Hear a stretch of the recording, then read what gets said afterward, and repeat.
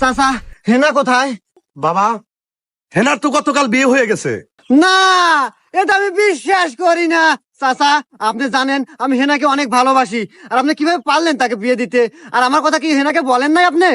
আহা বাবা, বোঝো না কিসে রে? আমি তো হেনাকে বলছি, হেনাও তোমাকে ভালোবাসে, কিন্তু তুমি বলে আমার মেয়েকে একটা মেকআপ বক্স কিনে দিতে পারো না। এইভাবে অপমান চাচা, এটা আমি মানতে পারছি না। আপনি কার সাথে বিয়ে দিয়েছেন সেই জামাইয়ের নাম্বারটা আমাকে দেন, আমিও চিঙ্কু মাস্তান এটা আমি দেখে ছাড়বো, আমি হেনাকে ছিনিয়ে নিয়ে আসবো। আহা বাবা, বোঝো না কিসে রে? এও কথা আমি আমার মেয়েরে বলছিলাম যে চিঙ্কু মাস্টারের সাথে যদি ঝামেলা করস, পরিবর্তে একটা ঝামেলা হবো। ওর স্বামী কি বলছে জানো? কি বলছে?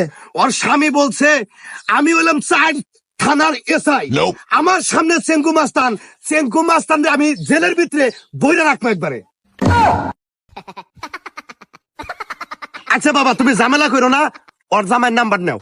হ্যাঁ, না চাচা থাক গিয়া, নাম্বারটা আমার লাগবে না, আমি দিয়ে ছাড়বো, সমস্যা নাই। নাম্বার চাই।